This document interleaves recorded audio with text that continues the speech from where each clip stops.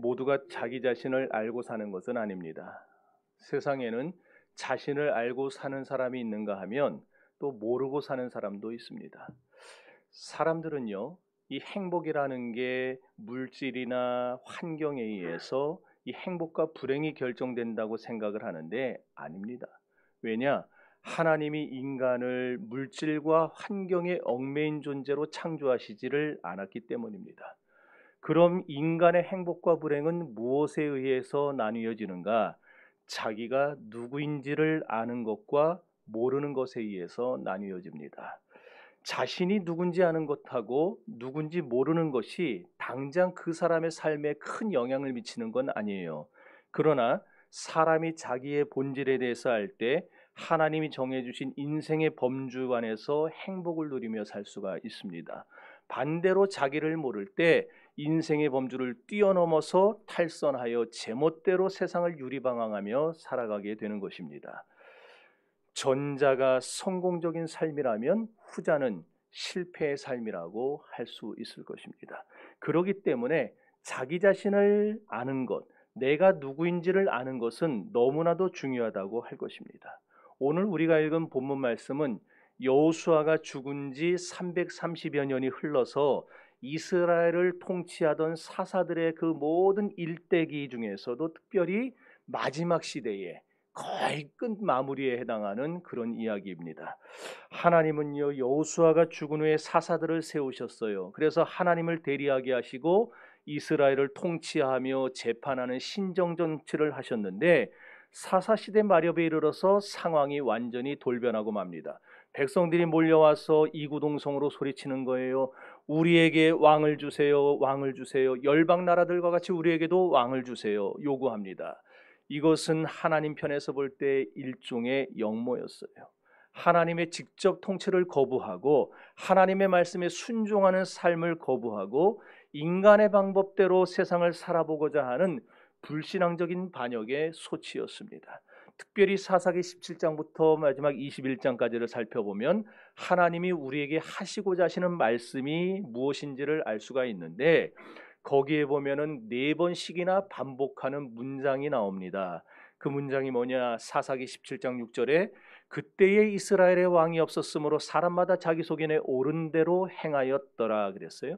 사사기 18장 1절에서는 그때에 이스라엘의 왕이 없었고 사사기 19장 1절 이스라엘의 왕이 없었을 그때에 사사기 21장 25절 그때에 이스라엘의 왕이 없으므로 사람이 각기 자기의 소견에 옳은 대로 행하였더라. 이렇게 4번씩이나 사사기 시대를 진단을 해주는데 뭐라고 합니까?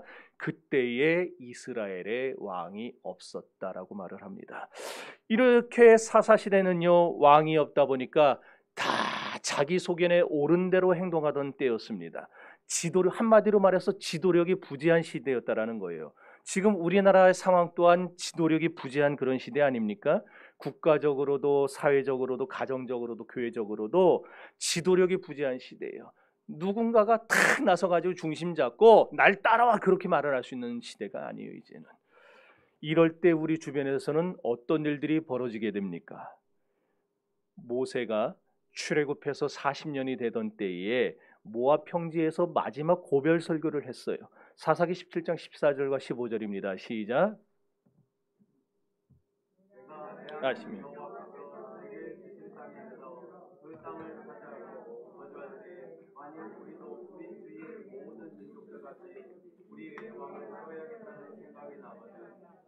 반드시 내 하나님 여호와께서 하신 자를 내 위에 왕으로 세우시며 내 위에 왕을 세우려면 내 형제 중에서 한 사람을 할 것이요 내 형제 아닌 타국인을 내 위에 세우지 말 것이며 하나님은 이미 아셨어요.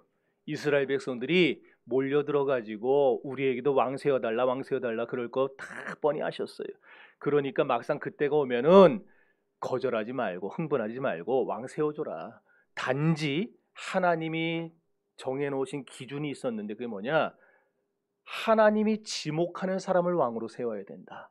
이방 나라 중에 하나님을 안 믿는 자들 중에 능력이 뛰어나고 실력이 있고 뭐 대단하고 준수하고 뭐 말 잘하고 이런 사람을 왕으로 세우지 말고 하나님이 지목하는 그 사람을 왕으로 세워라. 그게 하나님의 조건이었어요.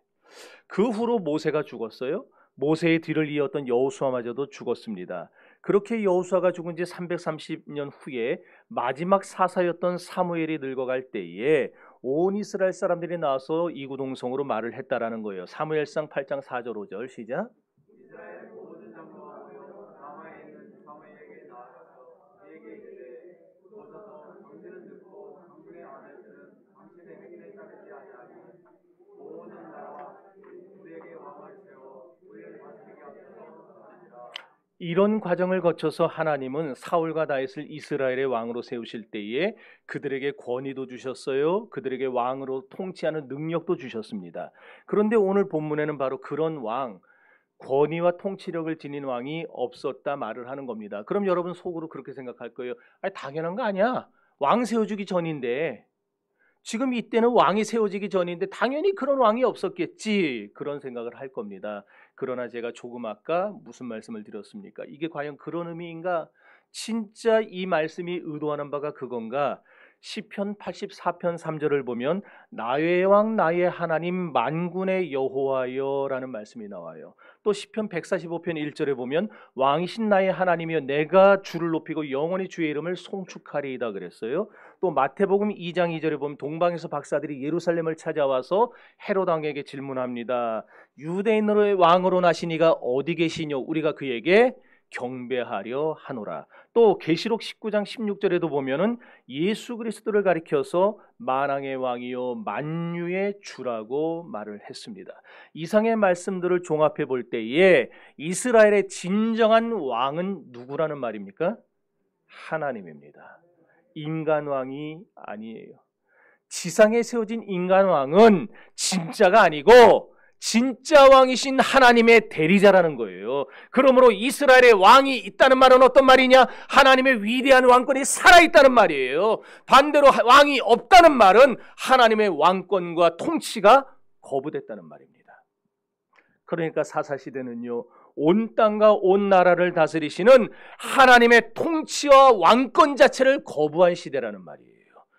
하나님을 믿지 않는 시대가 되었음을 암시하는 말이 그때의 이스라엘의 왕이 없었으므로 그 말입니다.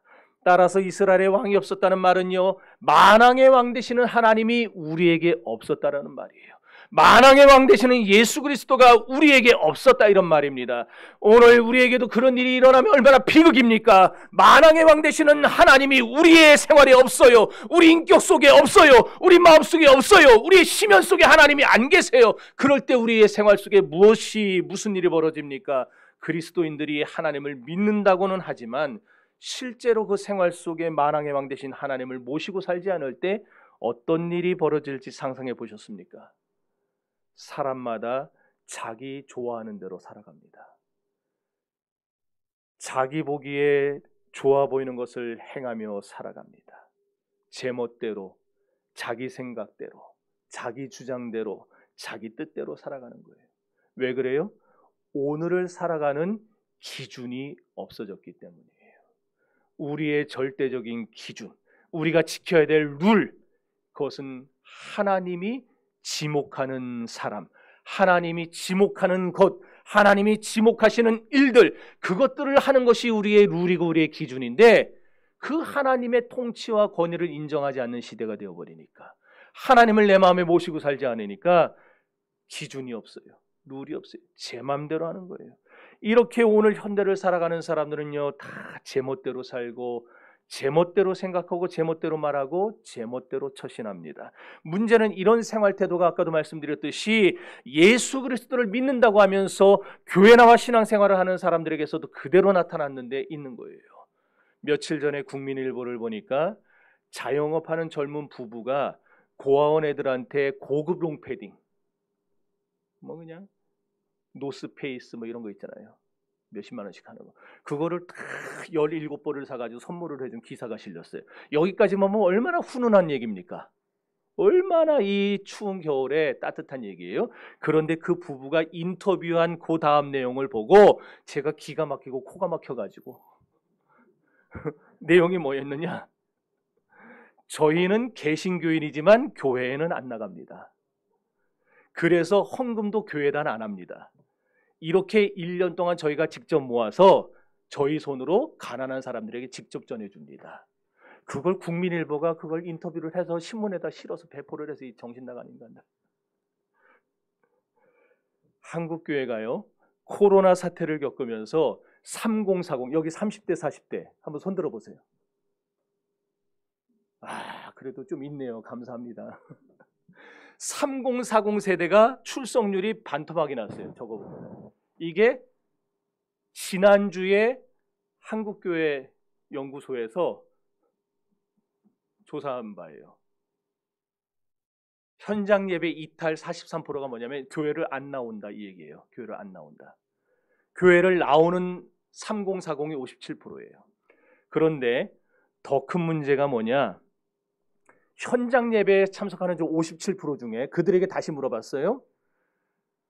그들에게 10년 뒤에 당신은 어떨 것 같습니까? 그랬더니 저 예배에 참석하는 57% 중에 19%가 10년 뒤에 나는 기독교 신앙을 가지고는 있겠지만 교회에는 안 나갈 것입니다. 그랬어요. 반면에 현장 예배를 이탈한 지금 교회를 안 나오게 된 3040 세대에게 물어봤더니 안 나오는 사람들에게 그들 중에 무려 68%가 나는 10년 뒤에 여전히 교회를 안 나갈 것입니다. 이게 왜 문제냐? 결국 예배 참석을 안 하게 되면 교회를 떠나게 되어 있어요. 한국 교회는요, 지금 마귀가 쳐놓은 심각한 덫에 걸려 죽어가고 있습니다. 하나님의 생각이 무엇인지는 관심이 없어요. 내가 하고 싶은 대로 하는 거예요. 내가 좋아 보이는 대로 하는 거예요. 내가 생각하기에 헌금? 교회다 뭐 하러 해? 내 돈으로 어려운 사람 도와주면 되지. 내 생각에 좋은 대로 해버려요. 사사기 17장 1절과 사사기 19장 1절에 보면 자기 좋은 대로 행했던 대표적인 사건 두 가지를 소개해 줍니다. 첫 번째 사건은 에브라임 산지에 살고 있던 미가라는 사람이 겪은 일이었고, 두 번째 사건은 어떤 레위 사람이 겪었던 일입니다. 미가는 부잣집 아들이었어요.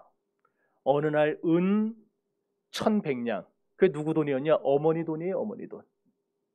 그러니까 어머니가 집에다가 은행에서 돈을 찾아다가 갖다 놔놨는데 그걸 미가가 슬쩍 본 거예요. 그래서 어머니 안 계실 때 그 돈을 슬쩍 한 겁니다. 지가. 엄마 돈 훔쳤어요. 돈이 없어진 걸 눈치챘어요. 엄마가. 눈치 못 채겠습니까? 네, 챘어요. 그래서 심증은 가는데 물증이 없잖아요. 그러니까 어떻게 하느냐? 하나님의 이름으로 저주를 퍼붓니다. 요즘 시기에 이거예요. 죄송합니다. 하나님이 너네 집 그냥 멸문지화를 시킬 거라고 막 목사가 이런 저주를 퍼붓는 거예요. 지 맘에 안 든다고. 여러분 고대 세계를 다룬 드라마나 영화 보시면 샤먼의 힘이 얼마나 강합니까?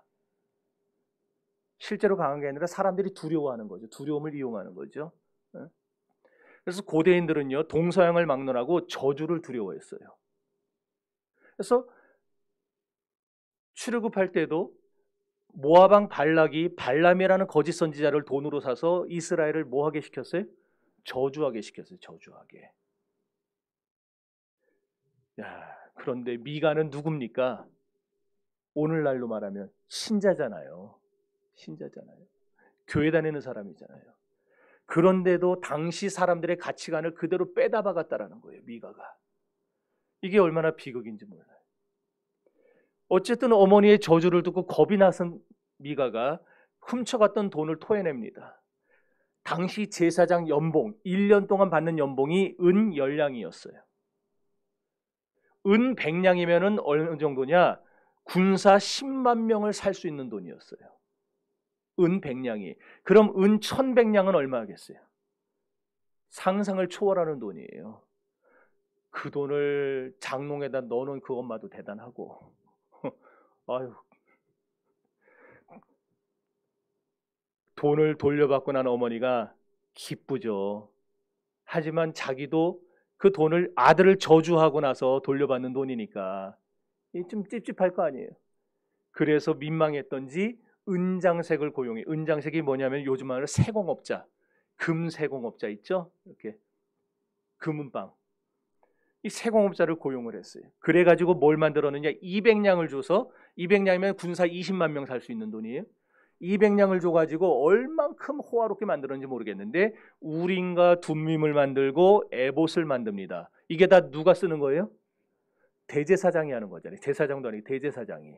근데 미가의 집에 제사장이 있어요, 없어요? 없잖아요. 그러고 또 뭘 만들었느냐? 드라빔 우상을 만들었어요. 라헬이 아버지 라반에게서 훔쳐갖고 왔던 그 드라빔, 가족의 수호신입니다. 우상을 만들었어요. 그러고 있던 어느 날 집 앞을 지나가던 레위 청년 하나가 이 집에 들려서 물 한 잔 달라고 합니다. 그래서 그 청년한테 자초지종을 물어봤더니 이 청년이 모세의 손자예요. 이야, 이게 웬 떡이냐. 그래가지고 너 이렇게 돌아다니지 말고 어디 직장 없으면은 우리 집에 와서 가정제사장을 해라. 여러분 쉽게 이해하면 사목 있잖아요. 회사에서 고용한 목사 그런 거. 그걸 해라 그거예요. 사사기 17장 12절 시작.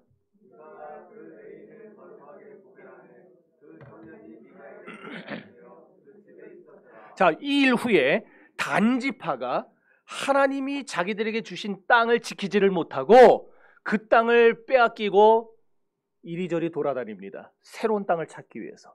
그러다가 미가의 집에 들르게 돼요. 미가의 집에 들렀더니 거기에 제사장이 에봇을 입고 우림과 둠밈을 들고 있는 걸 봤어요. 그래서 그 제사장과 딜을 합니다. 너 한 집안의 제사장 되는 게 낫겠느냐? 아니면 한 지파의 제사장 되는 게 낫겠냐? 그래서 이 청년이 계산해 봤더니 한 지파의 제사장이 되는 게 훨씬 나은 거예요. 돈도 더 많이 받을 수 있고. 그래가지고 단지파를 따라갑니다. 이렇게 사사시대는 제멋대로 신앙생활하고 제멋대로 물질생활을 했던 시대였다는 거예요. 잠언 28장 24절에 보면은 아비의 물건을 훔치고도 도적이 아니라 하는 자는 저주를 받을 것이라고 했어요. 오늘날 신자들 중에도 물질생활 잘못하는 사람이 얼마나 많습니까? 남의 것 손대는 사람들 얼마나 많습니까? 여러분, 내 이웃의 것을 탐내지 말라. 십계명이에요. 이웃에 있는 거 남종이든 여종이든 뭐든 낙타든 뭐든 자동차든 탐내지 마세요. 제가 언젠가 한번 얘기했죠. 저 중학교 고등학교 때까지 어려서부터 우표 수집을 얼마나 열심히 했는지. 진짜 그 우표 그때 그거 전지 뭐 이렇게 뭐 이런 거 살라고 우체국에 새벽부터 그 전날부터 가가지고 밤새 서가지고 우체국 문 열 때 그거 사고 얼마나 제가 그 애지중지했겠어요. 근데 그걸 제가 제일 같은 신앙생활하던 고등부 친구한테 도둑을 맞았어요. 내가 일부러 아는 척을 안 했어요. 아는 척 안 하고 지금까지도 말을 안 해요. 대신에 그 이후로 우표 수집을 접었어요. 내 이웃의 것을 탐내지 말라. 미가가 또 무슨 잘못을 했느냐? 자기를 위해서 개인 제사장을 세웠어요. 제사장이란 하나님의 사역을 위해서 하나님이 세우시는 하나님의 종인데 자기가 제멋대로 자기를 위해서 종을 세웠다는 거예요. 제사장을 세웠다는. 심지어 그 제사장은 또 어떻습니까? 단지파가 돈 더 많이 준다니까 돈 더 많이 주는 대로 홀라당 갚버렸어요. 미가의 집에서는 300만 원 받다가 단지파에서는 500만 원 준다니까 그걸로 갚버린 거예요. 오늘날 목회자들도 얼마나 이렇게 물질에 쉽게 무너지는 시대가 됐습니까? 그런가 하면은 쩍하면 이 교회 갔다 쩍하면 저 교회 갔다 막 그냥 밥 먹듯이 교회로 옮겨 다니는 사람도 있어요. 그러면 안 돼요. 교회를 옮겨야 될 때는 언제냐? 제가 가르쳐 드릴게요. 섬기는 교회가 이단에 빠졌거나 그러니까 제가 이단 사설을 가르치면은 여러분 이 교회 떠나셔도 돼요. 네. 또 거기서 대놓고 또 아멘을 해 또. 그리고 또 하나는 내 충격받아서 까먹었어요 지금. 원고에 없던 내용이었는데.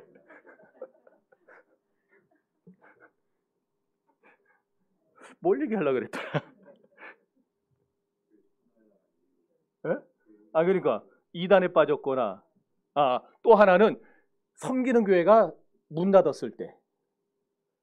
그럴 때 어떡하겠어요? 옮겨야지. 자기 생각대로 이랬다 저랬다 이래서 옮기는 건 그거는 옳지 않아요. 내가 정한 룰에 의해서 단지파를 따라간 제사장처럼 신앙생활하면 안 된다는 거예요. 이 교회는 이게 없네, 저 교회는 저게 없네, 그런 이유로 옮기지 말라는 겁니다. 그럼 우리 교회는 어때요? 우리 교회, 제가 이단 사설 가르칩니까? 네. 여러분 다 그건 인정하잖아요. 복음만 가르치잖아요, 복음만. 그럼 갈 일이 없는 거예요, 그러면은. 그러니까 여러분 제가 그랬죠. 늙어 죽을 때까지 여기서 뼈를 묻으세요. 제가 다 장례 다 치러드릴 테니까. 저는 뭐 한 150까지 살아야죠 이제.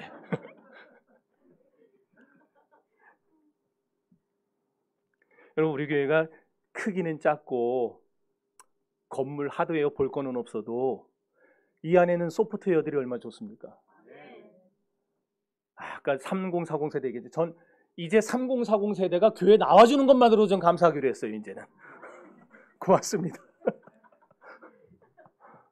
야, 한국교회가 이렇게 망가졌다는 걸 내가 이번에 알았어요. 자, 우리 교회는요 좋은 교회예요. 사명자들이 여기저기 있고 자기 일 잘하는 분들이 있고 또 목사도 진리만 가르치고. 네. 우리 교회 좋은 교회인 줄 믿습니다. 자, 그 다음에 일이 있은 후에 얼마 후에 에브라임에 살던 어떤 레위인이 베들레헴에 사는 여자를 첩으로 얻었어요. 성직자가, 목사가 첩을 얻었다는 거예요. 이해되십니까? 네? 여러분 제가 첩을 얻으면 어떡할 것 같아요? 어이구 그 소리가 저절로 나오네. 그걸 말이라고 하냐 이거죠? 에? 그러면 교회 그래야지. 근데 또 이 첩이 바람을 피웠다는 거예요. 자, 사사기 19장 1절과 2절 시작.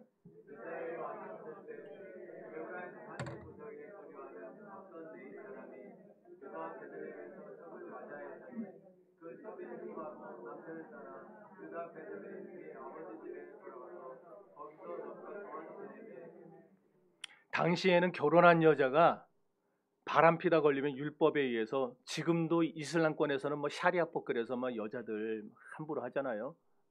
그 당시에는 율법에 의해서 죽였어요. 돌로 쳐서 죽였어요. 그래서 죽지 않게 이 여자가 지금 친정으로 도망간 걸로 보여요. 근데 이 남자가 친정까지 쫓아가서 데려오는 겁니다. 지금. 그러다가 기브아라고 하는 곳, 베냐민 땅인데 그곳에 들러서 하룻밤 묵게 된 겁니다. 그 밤에 깡패들이 왔어요. 그래서 뭐 여차저차 해가지고 결국에는 이 첩을 내어줬는데 첩이 윤관을 당합니다. 그리고 결국 새벽녘에 그럼에도 불구하고 자기를 내어준 이 못난 남편, 정말 병신 같은 남편이 그것도 남편이라고 그 남편을 찾아서 집에까지 그냥 기어서 오다가 문턱에서 결국 힘이 다해서 죽고 말았어요. 레위인이 열불이 났습니다. 첩의 시체를 12토막을 냅니다. 토막살인 사건의 살인은 아니지만 토막살인 사건의 원조예요 이게. 12토막을 내서 각 지파에 한 덩이씩 보냈어요. 12지파에게. 무슨 선물이 왔나 좋아하면서 택배 상자를 끌러봤겠죠? 끌러봤는데 거기에 사람의 신체가 한 덩이씩 들어있는 거예요. 각 지파의 두령들이 경악을 금치 못했습니다. 그래서 자초지정을 알아봤더니 어떻게 된 건지를 알았어요. 그래가지고 10지파의 연합군이 40만 명의 군사를 몹니다. 여러분 이거는요 사사시대 동안에 어떤 외적에게 침입당할 때에도 10만 명 이상 모여본 적이 없던 이스라엘이었어요. 그런 사람들이 자발적으로 40만 명이 모여서 자기 동족을 죽이는 일에 앞장을 서기 시작했다는 거예요. 왜 이런 일이 벌어집니까? 신앙이 무너지니까. 사랑이 사라져요. 은혜가 사라져요. 모든 것이 다 뒤죽박죽된 거예요. 이때 베냐민 지파도 앉아서 죽을 수는 없잖아요. 그래서 26,000명의 군사를 모읍니다. 기브아에서는 자기들 책임도 있으니까 돌팔매 잘하는 명수 700명을 모았는데 이 사람들은 백전백승 군인들이라 그랬어요. 요즘으로 치면은 이 저격수들. 그런 사람 700명을 모아서 26,700명이 참석을 했는데, 참전을 했는데 그 중에 25,100명이 죽어요. 그러니까 베냐민 지파는 어떻게 됐다는 얘기예요? 네, 멸문지화당한 거예요. 600명, 700명 남기고 다 죽은 거예요. 다. 싹 다 죽었어요. 이 사건을 통해서 우리가 볼 수 있는 것은 그리스도인들과 세상 사람들의 신앙 없는 태도가 얼마나 악하냐 이거예요. 먼저 레위인은 육체적 쾌락에 탐닉했어요. 육체적 쾌락이 왜 잘못인가? 갈라디아 5장 19절과 21절입니다. 시작.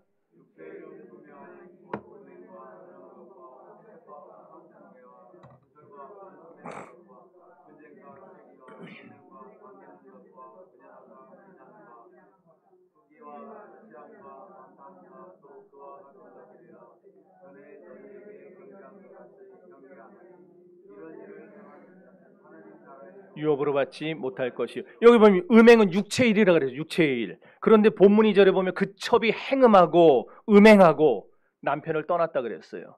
여기서 행음, 은행이라는 말은 히브리어의 자나라는 말이에요. 오늘도 밖에서 자나 그럴 때. 맨날 밖에서 자니까 그런 짓을 하고 다니는 거예요. 자나라는 말. 이 자나라는 말은 뭐냐? 창녀처럼 돈 받고 성행위를 하거나 그에 견줄 만한 어떤 행동, 지속적인 간음을 말할 때 자나라 그래요. 그런데 이 행음이란 단어 뒤에 알라이브라고 하는 히브리어 전치사가 붙어 있어요. 이 알라이브는 뭐냐면 영어의 against예요. 무엇에 대항해서. 그러니까 다시 말해서 이 첩이 행음하여 남편을 떠났다라는 말을 히브리 언어를 가지고 해석을 하면 무슨 뜻이냐? 그 첩이 항상 남편에 대해 성적으로 불만이 꽉 차 있었다라는 거예요. 그래서 고의로 다른 남자와 간통을 저질렀다 그 말이에요. 이쯤 되면은요, 레위인이, 목사가 이 여자를 어떻게 해야 됩니까? 끊어버려야죠. 이혼해야죠. 그런데 이 여자를 잊지 못해 다시 데려왔다는 거예요. 지금 그 친정까지 가서 성직자의 가정이 성적으로 얼마나 타락했는지를 보여주는 본문이에요. 이게 어디서 나왔겠어요? 가나안 사람들에게서. 가나안에서는요, 남자들이 아내 외에 다른 여자를 첩으로 두는 일을 그냥 비일비재하게 했어요. 그게 관행이었어요. 그런 사람들 사이에 끼어 살다 보니까 이 레위인 마음속에도 그런 생각이 든 거예요. 남들 다 하는데 뭐, 그런 생각이 든 거예요.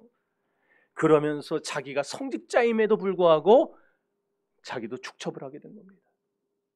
오늘 그리스도인들 중에서도 세상 관행을 따라가는 사람들이 얼마나 많습니까? 남들 다 하는데, 여러분 기독교인들이 그런 소리 하면 안 돼요. 남들 다 하는데, 역대기에 뭐라고 했느냐? 이스라엘아, 다른 사람 다 죄를 범할지라도 너만은 여호와 앞에 완전하라 그랬어요. 모두가 다 세상 관행대로 가도 기독교인은 그러면 안 돼요. 성경 말씀대로 살아야지. 절대 세상에서 그렇게 살면 못 살아. 예수 믿는 사람들이 성경대로 살면 어떻게 살겠어? 그러지 말라는 거예요. 세상 죄를 관행적으로 받아들이지 마세요. 여러분, 세상의 관행이 내 생활 안으로 들어오는 게 죄라는 사실을 왜 모르십니까? 왜 끊지 않습니까?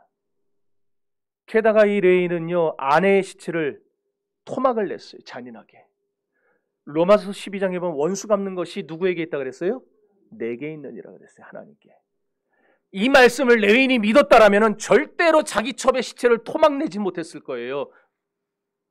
모든 것은 하나님께 있으니까. 하나님이 원수를 갚아주실 거니까. 그만큼 이 사람의 믿음은 어떤 믿음이냐? 형식적인 믿음이었다라는 거예요. 게다가 이 사람은 화평케 하는 자가 아니라 어떤 사람이에요? 싸움을 붙이는 사람이에요. 토막낸 시체를 12지파에게 보냄으로써 이스라엘 공동체에 심각한 분쟁과 분열을 일으켰고 결국에는 동족상잔의 비극을 일으켰던 주범이었어요.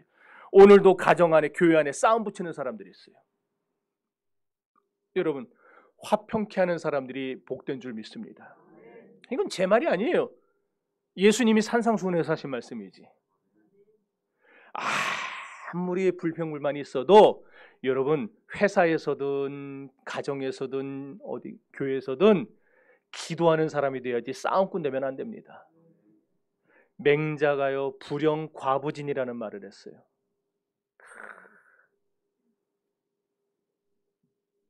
뜻 다 써놨으니까 뭔지 아시겠죠? 물이 이렇게 줄줄줄 흐르는데 웅덩이를 만나요. 그러면은 이걸 바로 지나쳐서 가지 않는다라는 거예요. 돌아서 가지 않는다라는 거예요. 이걸 다 채워가지고 다 차고 나면 그 다음에 흘러간다 이 얘기예요. 여러분 2023년도에는 서두르지 마세요. 서둘러서 성령 받으려 하고 서둘러서 은혜 받으려 하고 서둘러서 허겁지겁 예수 믿으려 하지 마세요. 물이 흐르다가 웅덩이를 만나면은 채우고 가면 됩니다. 내년 한 해에 여러분 정신교회의 진드감치 뿌리를 받고 기다려보세요. 하나님이 시간이 흐르면은 결국 은혜를 주실 것입니다. 제멋대로 신앙생활하지 말라는 얘기예요. 제멋대로 물질 생활하지 마세요. 제멋대로 생각하지 마세요. 제멋대로 예수 믿지 마세요. 2023년도 우리 모두가 우리의 왕 대신 예수 그리스도만을 의지하고 살아야 할 줄로 믿습니다. 예수님이 천천히 가시면 우리도 천천히 가고 예수님이 동으로 가시면 우리도 동으로 가는 것이 2023년도에는 예수님이 시키는 대로 합시다. 그래서 2023년에는 날마다 하나님 앞에서 살아가며 복과 은혜를 받아 누리는 저와 여러분이 될 수 있기를 주의 이름으로 축원합니다.